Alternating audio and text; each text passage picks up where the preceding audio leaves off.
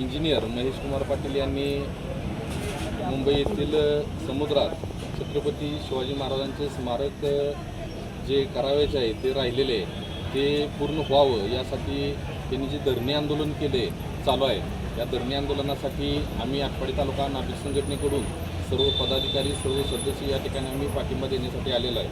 अतिशय एक चांगलं सुशोभीकरण होऊन एक चांगलं स्मारक व्हावं अशी संपूर्ण भारताची इच्छा आहे, नुसत्या महाराष्ट्राची नव्हे।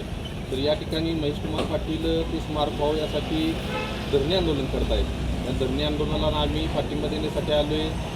पण या ठिकाणी महेश कुमार पाटील 23 तारखेपासून आंदोलन करत आहेत। आज 1 मे महाराष्ट्रातील कामगार दिन, पण आज तागायत प्रशासन पोलीस प्रशासन सोडलं तर महसूल प्रशासन असेल, जिल्हाधिकारी असतील किंवा कोणी या ठिकाणी लोकप्रतिनिधी या ठिकाणी आंदोलनाला कुठे भेट दिलेली नाही।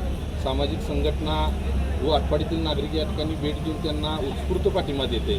प्रिंट मीडियाच्या माध्यमातून, सोशल मीडियाच्या माध्यमातून आणि इलेक्ट्रिक मीडियाच्या माध्यमातून या ठिकाणी आम्ही आटपाडी तालुक्याचे भूमिपुत्र व जत विधानसभेचे आमदार गोपीचंद पडळकर साहेब मुख्यमंत्र्यांच्या जवळचे आहेत, त्याचबरोबर उपमुख्यमंत्री एकनाथजी शिंदेसाहेब यांच्या अगदी जवळचे असणारे सुहासभैया बाबर ही या ठिकाणी आमदार आहेत। या तालुक्यातील 2 आमदार आहेत। या दोघांनी येणारे जे 22 जूनपासून जे पावसाळी अधिवेशन चालू होते, या अधिवेशनामध्ये हा मुद्दा महेश कुमार पाटील यांनी जो काढलेला आहे तो मुद्दा अतिशय ताकदीने तिथं लावून धरावा व या ठिकाणी जे आंदोलन चालू आहे त्यालाही या ठिकाणी त्यांनी भेट द्यावी व त्या अधिवेशनामध्ये मुद्दा लावून धरून तो मुद्दा तडीस नेण्यासाठी प्रयत्न करावा ही या ठिकाणी तुमच्या माध्यमातून मी विनंती करतो। की जय छत्रपती शिवाजी महाराज की जय, छत्रपती शिवाजी महाराज की जय, वीर शिवा काशीद की